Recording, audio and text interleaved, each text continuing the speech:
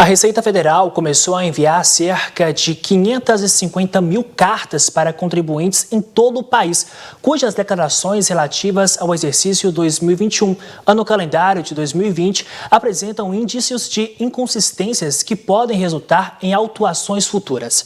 Na jurisdição da Delegacia da Receita Federal em Uberlândia, 7.075 contribuintes estão com pendências. Na região de Patos de Minas, 1.247 devem receber a notificação, sendo 427 apenas aqui em Patos de Minas. Após 30 anos e 8 destes sendo reitor do Centro Universitário de Patos de Minas, Milton Roberto se despediu do cargo na manhã deste sábado. Durante solenidade, o Conselho Curador da FEPAM deu posse à nova reitoria universitário. A responsabilidade do Unipam, a partir de agora, ficará para o novo reitor Henrique Miranda e a vice-reitora Sandra Soares. O professor Milton Roberto atuou no Centro Universitário de Patos de Minas por 31 anos. A sua posse como reitor ocorreu em 2013 e a reeleição em 2017. Milton foi um dos grandes responsáveis pelo crescimento e o desenvolvimento da infraestrutura de apoio e de suporte para as atividades acadêmicas, consolidando a Unipam como líder de mercado em Patos de Minas e em toda a região. Foram muitos feitos ao longo dos anos e, após tanta dedicação, o professor deixa o cargo. Estou com a sensação de dever cumprido, né? Eu acho que, claro que a gente fica emocionado, porque isso fez parte, vai fazer sempre parte da minha vida. O Unipam sempre vai estar junto comigo, mas é hora de dar um descanso mesmo. É um ciclo que se fecha, né? A vida da gente é feita de ciclos. É um ciclo que se fecha, abre novas oportunidades para outras pessoas, e aí eu vejo essa caminhada, como que ela foi, cresci, desenvolvi, tive as mãos de professores, funcionários, alunos, da imprensa, da comunidade. Então sou muito feliz com isso, sabe, que eu sempre fui apoiado por todos vocês e me sinto extremamente gratificado. O legado de Milton é referência para muitos. O Milton deixa um legado, né? Ele esteve 31 anos na nossa fundação, né? Desde o período como professor, no administrativo, depois agora esses últimos 8 anos como reitor. Sem dúvida vai deixar saudade. O professor Milton muito expansivo, muito bem-humorado, sempre toca as pessoas, né? Então é um grande líder. As pessoas vão sentir a falta do professor Milton. Inclusive para quem assume a reitoria, o professor doutor Henrique Carivaldo de Miranda Neto, que fica com a missão de dar continuidade e inovar ainda mais o ensino oferecido pelo Unipam. Eu faço parte já da equipe da reitoria desde o ano de 2011, quando eu assumi a diretoria de graduação, e depois, em 2017, eu assumi a pró-reitoria de ensino, pesquisa e extensão. Se a gente tem esse legado, professor Milton, né, é uma faca de dois gumes. Dar continuidade a esse legado não é uma coisa fácil. O professor Milton é uma pessoa encantadora, com todo o seu entusiasmo, o seu amor pela educação. Então isso é desafiador, né, dar continuidade a esse legado dele. Mas, por outro lado, esse legado que o professor Milton deixa, nos deixa muito confiantes para que nós realmente possamos dar sequência à Unipam, levando a todos a educação que transforma, e que agora, em tempos de pandemia, provou também que é uma educação que não para. Henrique não andará só. Em sua companhia, como vice-reitora do Centro Universitário de Patos de Minas, está a professora doutora, que também é coordenadora do curso de farmácia, Sandra Gomes. Sandra, assim como Henrique, se compromete a buscar o melhor para o Unipam. Eu assumo com o mesmo compromisso, né, que eu já tenho no curso de farmácia, no curso técnico. Eu acho que a gente que está na educação, ainda mais na área da saúde, né, é uma época de alguns desafios, mas é uma época de a gente ter muita sabedoria e aplicar, né, isso que a gente vem fazendo há algum tempo. Para quem fica, as melhores expectativas para o futuro da educação. Os planos realmente é levar educação de qualidade, é expandir os serviços da nossa instituição, trabalhar a pesquisa, o ensino, a extensão, a internacionalização da nossa instituição. Então os projetos são muitos. Vem de um período longo com o professor Milton, né, de várias conquistas, onde a gente teve a nota máxima do MEC, os selos de qualidade, todas as conquistas que o professor Milton conseguiu. O professor Henrique esteve participando, ele era pró-reitor, durante esse período. Então, de certa forma, ainda temos uma continuidade, mas esperamos um futuro ainda mais brilhante. Acho que o Henrique vai fazer um trabalho muito bem feito. E para quem vai, a sensação de dever cumprido e um pouquinho de descanso. Pois é, eu recebi uma mensagem de uma educadora, professora nossa, sobre plantar flores na caminhada, sabe? Então, eu acho que essa é a minha caminhada. Eu quero ter tempo para desfrutar com a minha família e com meus amigos. O Santuário de Nossa Senhora da Badia, em André Quissé, município de Presidente Olegário, será fechado entre os dias 6 e 15 de agosto. Pelo segundo ano seguido, a maior festa católica da região não acontecerá de forma presencial. A decisão foi tomada após reunião entre autoridades. As celebrações da 133ª Festa de Nossa Senhora Badia serão transmitidas pelas redes sociais do santuário. A programação completa será divulgada no início da próxima semana. A decisão de não ter as celebrações presenciais tem como objetivo evitar aglomerações devido ao avanço da Covid-19. A partir do dia 6, o santuário será fechado. A visitação será reaberta 10 dias depois, no dia 16 de agosto. Na região, outros santuários também serão fechados para o público e as celebrações serão transmitidas pela internet, como em Romaria e Abadia dos Dourados. Ainda hoje aqui no NTV News, você vai ver que Atlético Mineiro se prepara para duelo neste domingo. E Cruzeiro empata mais uma e técnico pede demissão.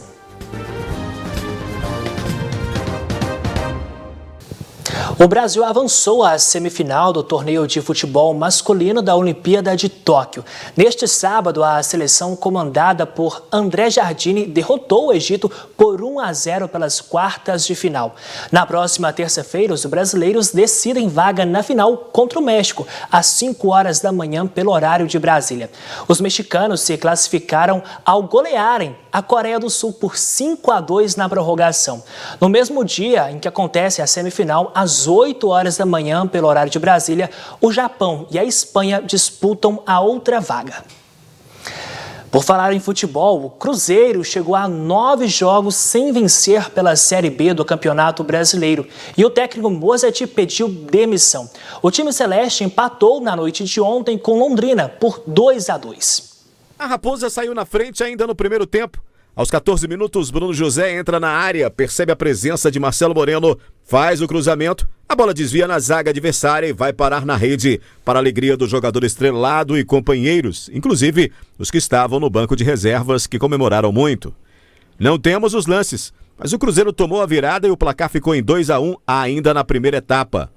Mas no segundo tempo, veio o empate. Aos 30 minutos, Wellington Nem faz o cruzamento na área, Bruno José não consegue marcar, mas acaba servindo o centroavante Marcelo Moreno, que chuta forte e marca o seu, deixando tudo igual. O resultado tirou os dois times da zona da degola, pelo menos até o fim da rodada, quando pode mudar o posicionamento. Quem não resistiu ao longo período sem vitórias foi o técnico Mozart, que pediu demissão. De acordo com Rodrigo Pastana, que é diretor de futebol da Raposa, partiu do treinador a decisão de deixar o clube. Venho aqui, infelizmente, depois de mais um resultado que não esperávamos. Infelizmente, as coisas não estão andando conforme a grandeza desse clube. E conversamos com o Mozart há pouco e ele optou pelo pedido de demissão para que a gente possa andar por outro caminho, na busca de um outro profissional. Esperamos que nós tenhamos melhores resultados daqui para frente.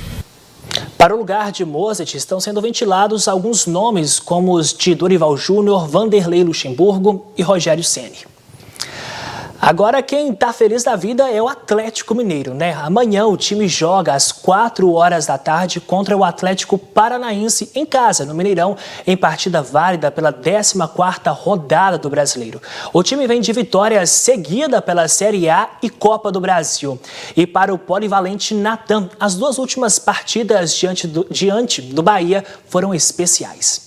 O jogador, que vem colecionando boas atuações, comemora o ótimo momento e por chegar à 100ª partida no Galo. Eu fico muito feliz com essa marca, né, de ter atingido 100 jogos. Estou aqui um pouco mais de 3 anos. Desde que eu cheguei, eu falei que o meu desejo seria chegar para ficar, né, para fazer história no clube. E eu estou muito feliz em estar aqui. E O grupo a gente vem crescendo a cada jogo, né? E isso daí mostra a força do nosso elenco. E com toda certeza o grupo que a gente tem hoje, se Deus quiser, a gente vai conquistar alguns títulos esse ano ainda. Natan tem sido utilizado em outras posições por Cuca e disse não ter uma posição preferida no time, embora atue mais como volante ou meia e por vezes faça funções mais ofensivas ou pelos flancos do campo. Esses dias atrás eu até estava conversando com o Cuca, né? E ele chegou para mim e perguntou que posição que eu preferia jogar. Eu falei para ele, professor, não tem uma profissão que eu prefira jogar.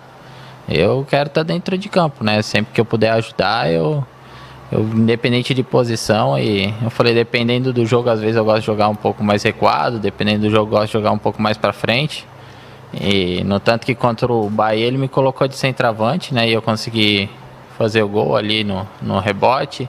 Quase consegui fazer um gol novamente no segundo jogo. Isso daí vai mais da visão dele, né? Ele acompanha os treinamentos no dia a dia e ele tenta pegar o melhor de cada jogador e colocar em prática. Daqui a pouco aqui no NTV News você vai ver que produtores seguem contabilizando prejuízos devido à queda de temperaturas. E grupo de motociclistas faz campanha para ajudar famílias carentes em Patos de Minas.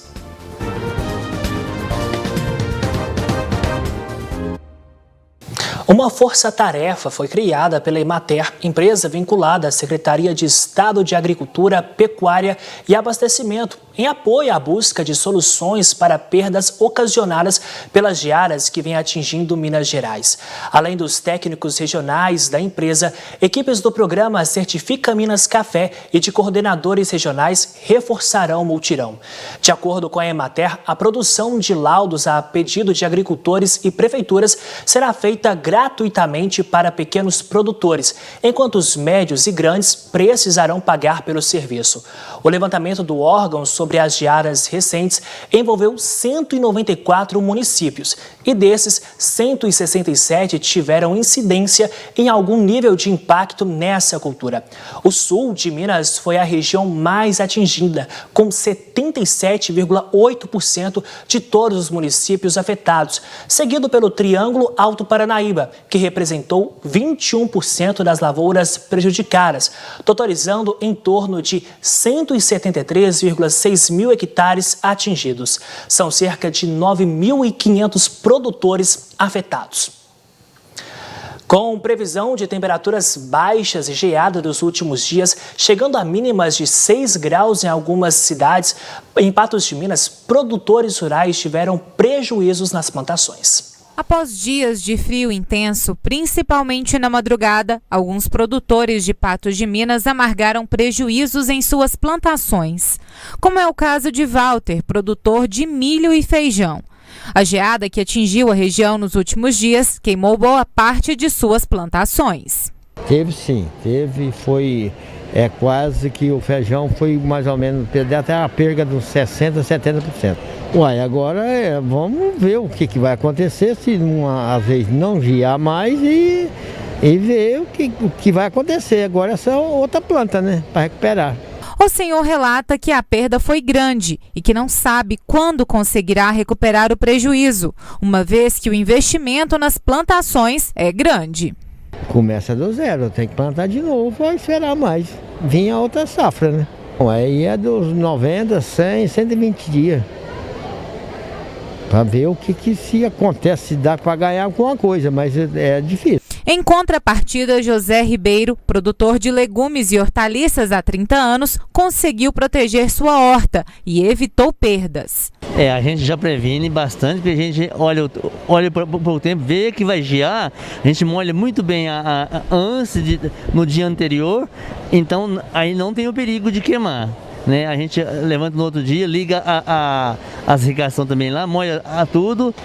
Eu não tenho prejuízo de jeito nenhum, porque essa é uma experiência que eu tenho por conta própria na parte da verdura, nessa parte da geada. Então lá em casa, graças a Deus, eu tenho muita água, não queima não. Além do frio, o produtor ainda tem que lidar com o tempo seco.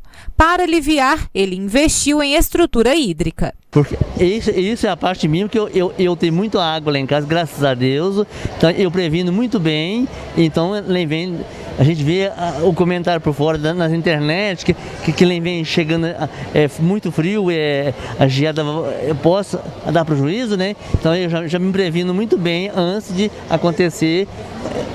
Isso que aconteceu com vários aí na região aí. Tanto José Ribeiro quanto Walter esperam que a situação melhore. Não tem como, não tem como. Mas muitos, a gente viu os comentários no Ceasa, para todo lado aí, que o prejuízo foi grande para muitas lavouras aí. Um grupo de motociclistas em Patos de Minas, sensibilizados pelo cenário da pandemia, decidiu fazer um drive-tour solidário para arrecadar doações que serão destinadas a entidades e famílias carentes. A pandemia tem mobilizado muitas pessoas que buscam fazer o bem. O recém-formado Abutres Motoclube de Patos de Minas se sensibilizaram com a situação e buscaram, através de um almoço beneficente, ajudar algumas entidades e famílias da cidade. O Abutre Motoclube, todas as nossas subsedes fazem esse trabalho, certo? A cada 40 dias, no máximo, a gente tem que fazer esse trabalho, certo? É uma regra nossa do Motoclube. Ok? E foi a primeira, está sendo a primeira agora, que a subsede foi aberta agora há praticamente 4 meses, ainda não está nem terminada e já chegou o prazo que era o nosso agora de fazer. O que a gente pensou? Vamos trazer o pessoal para doação, mas a gente pensou, não, vamos fazer uma pequena propaganda que é o quê? Servir a galinhada. Certo? Para quem vir trazer no sábado, pega um almoço e vai servir até a tarde. Okay? E durante a semana vai estar aberto para receber as doações também. Durante a tarde deste sábado, cada doação seria revertida em marmitex. Tudo preparado com muito cuidado pelos homens do motoclube. Vai ser destinado... A ideia primeira era para ser para a casa das meninas, tá certo? Que era material de limpeza e higiene pessoal. Com a ajuda de outros parceiros também que não são do motoclube, mas estão dando essa força pra gente, foi decidido que receber tudo que pode ser doado, roupa, calçado, material de limpeza, forro de cama, blusa de frio, tudo que a gente tinha já vai ter os destinos para ir. Para casa das meninas, material de limpeza, higiene pessoal. Alimento a gente vai levar para as instituições que tiver necessitando. Para quem não pôde passar pelo drive-thru, ao longo da semana, o motoclube estará aceitando doações, que serão entregues às entidades no próximo fim de semana. E durante a semana, o bar vai estar aberto para doação. Vai ser durante a semana todinho, não vai ter a galinhada, mas vai estar aberto para quem não conseguir vir essa semana. Parabéns pela ação. E olha só, daqui a pouco aqui no NTV News, família pede ajuda para pagar medicamento usado por homem em tratamento contra a Covid-19 e os cuidados com a exaustão mental.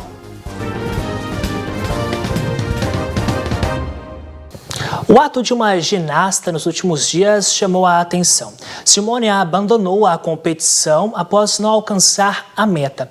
O fato levantou aí as curiosidades para os cuidados com a saúde mental. Você não pode desistir.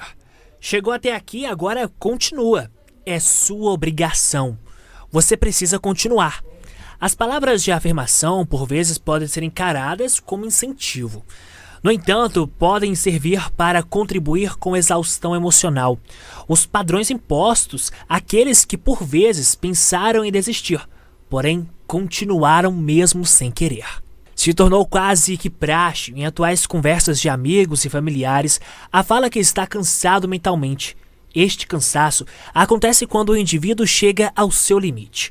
Desta forma, o cérebro não consegue mais raciocinar, solucionar problemas e visualizar coisas boas. Isso depende muito do que a pessoa está tentando expressar, né? Quando ela está exausta profissionalmente, quando ela está exausta de um sentido de a vida foi e não foi aquilo que aconteceu, né? Então a pessoa pode chegar nessa exaustão.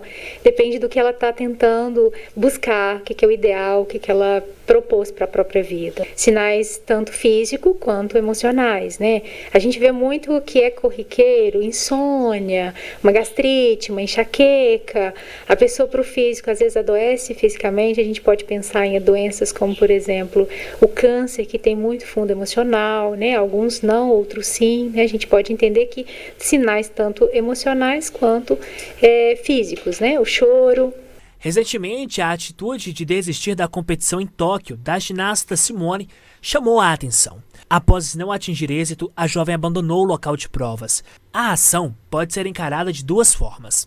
Quando a gente percebe que ela recua lá no momento quase que final, né, da sua conquista, ela com certeza deve ter entendido algo interno a ponto de desistir. Ou um sofrimento muito intenso, ou até a própria consciência do limite. Saúde mental é coisa séria, viu? Você é seu próprio termômetro. Saber reconhecer o limite é o primeiro passo para viver bem. Isso é um trabalho de autoconhecimento. Assim como, por exemplo, eu entendo que talvez a gente aprenda o que é matemática, o que é português, a gente deveria aprender desde muito jovem o que é as emoções, até onde eu devo ir, como que eu consigo lidar com aquilo que eu sinto, tanto a alegria quanto a tristeza. Então é a partir daí, muito conhecimento interno.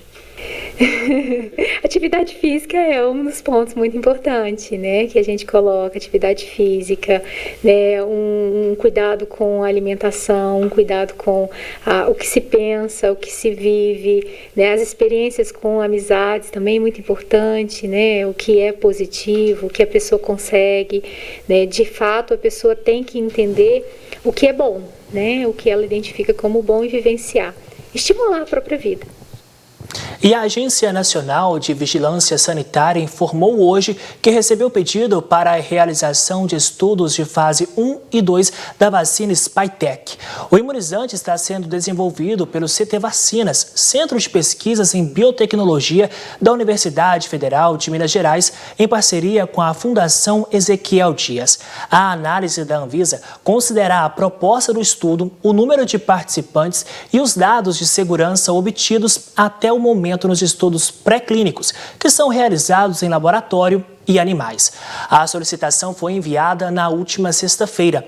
A agência informou ainda que antes da formalização do pedido, já havia se reunido com a equipe da UFMG para esclarecimentos. O último encontro foi em 14 de junho.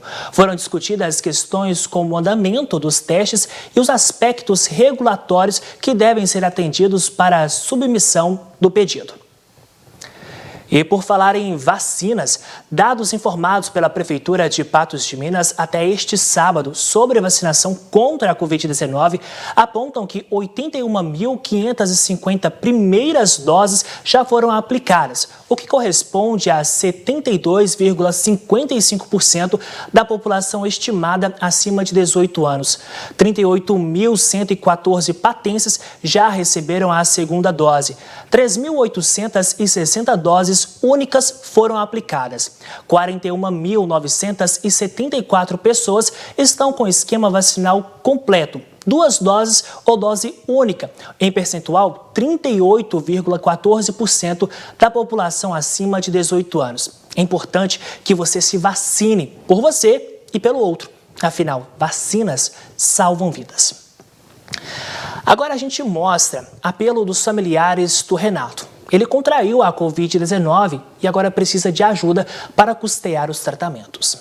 O Renato Vieira de Souza é portador de doença renal e testou positivo para a Covid-19.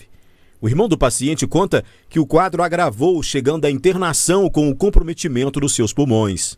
E com isso, agravou mais porque ele teve hipertensão, uma série de problemas. E aí, por último agora, ele estava tentando fazer o transplante. E, por último, agora ele contraiu o Covid, testou positivo para o Covid. E aí ele foi internado, teve uma piora e a gente teve que correr para comprovar a medicação, né? Diante da gravidade, a médica responsável pelo tratamento prescreveu o uso do tocilizumab para auxiliar na recuperação, medicamento que tem um custo alto. Ficou sabendo que a medicação seria uma medicação que teve resultado com vários outros pacientes e a gente correu atrás. O médico receitou, a gente correu atrás, só que é uma medicação de alto custo, né? Ela custa R$ 6.750, porque ela é por peso, né? Ela pode chegar até R$30 mil. E depende também de vários laboratórios. A gente conseguiu aqui em Patos, chegaram a falar em R$14 mil, a mesma medicação. Mas a gente achou ela em Goiânia. No entanto, agora a família precisa de ajuda para pagar o empréstimo feito para comprar o medicamento e também outros procedimentos que continuam sendo realizados na rede particular de saúde. A gente correu atrás, vai correndo atrás de um, correndo atrás de outro. Eu liguei no laboratório, o laboratório falou que tinha. O laboratório falou assim, não, me manda aí os dados, a internação, que a gente só libera se com o prontuário do paciente certeza que está internado. E só libera um paciente, para um acompanhante de primeiro grau. Só eu ou meu outro irmão podia comprar. Aí o laboratório ainda falava assim, como é que você vai pagar? Eu falava, eu não sei, vai ser cartão ou dinheiro? Eu falei, não, vai ser um dos dois, porque a gente não tem o dinheiro. E aí a gente começou a correr atrás, liberou o remédio, só que a gente não tinha dinheiro, a gente conseguiu um dinheiro emprestado. Eu pedi pro rapaz 10 dias, falei, me dá 10 dias aí, que a gente levanta esse dinheiro. Hoje, ele tomou a medicação ontem, às 2 horas da manhã, ele começou a tomar a medicação. A medicação, ela dura em média 3 horas, para começar a rolar todo na veia. E hoje ele já apresentou uma melhora muito grande. Eu conversei com ele no telefone, ele falou que não estava tossindo, ele falou que já não estava sentindo tanta dor no corpo, conseguiu levantar, conseguiu tomar um banho. O oxigênio, a médica falou que já está tirando aos poucos. A gente está na fé que essa semana agora que vai iniciar, a gente vai receber alta. Quem quiser ajudar com qualquer quantia pode colaborar por meio da vaquinha virtual, que tem o ID 2285732, ou por meio do Pix, CPF 094 695 95602, em nome de Rayane Cristina Ferreira. A gente tem muita fé que vai dar certo. Vai dar certo. Os apaixonados pelo mountain bike e pelos esportes de aventura já podem aproveitar uma das melhores trilhas do estado. É o circuito Uai. É de madrugada, assim no escuro, que começa a preparação. A bike suja da terra do dia anterior fica ali no canto esperando a hora de rodar.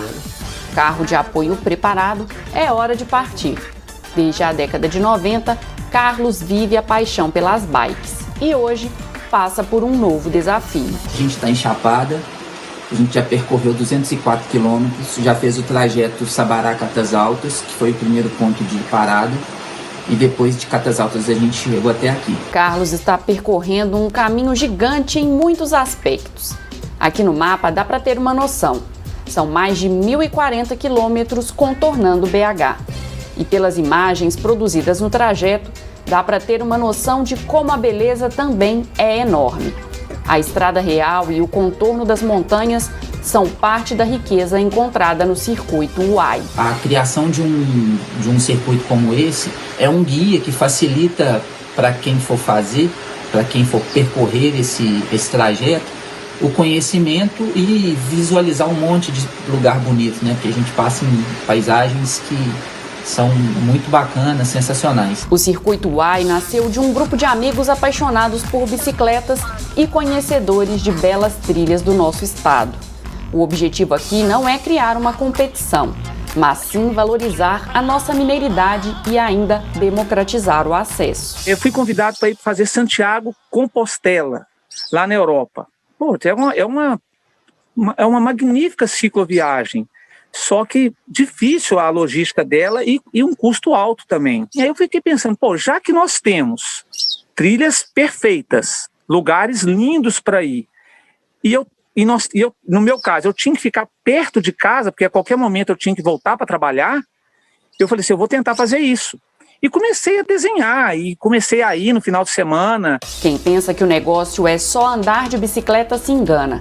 Entre uma pedalada e outra, dá tempo de sobra para curtir uma cachoeira, exercitar a curiosidade, aproveitar a gastronomia e viver situações inusitadas, como aconteceu com essa turma. Cuidado aí, galera! Cuidado! Se você pegar todos os pontos mais distantes, contando da Praça 7, do Pirulito, os pontos mais distantes é em torno de 150 quilômetros. Mas o tanto que muda na gastronomia, no clima, até na fala das pessoas, no sotaque, é incrível. O circuito está totalmente mapeado e oferece boa orientação para ninguém se perder pelo caminho. Mas os participantes ainda precisam contar com a tecnologia. O sonho agora é deixar o trajeto marcado fisicamente em cada uma dessas trilhas para facilitar a localização. A vontade de todos é que tivesse alguns totens para não ficarmos dependendo de orientação eletrônica. Porque hoje, para a pessoa fazer o percurso, ela depende de um GPS. E o cicloturista ou o corredor, ele tem o problema da energia. Pode faltar energia elétrica para ele, né? E ele ficar sem esse dispositivo. Então seria muito legal a marcação. O circuito está pronto, está desenhado e tomara que todos os mineiros e pessoas do mundo inteiro possam um dia vir a conhecer os 1.041 quilômetros nesses belos municípios mineiros.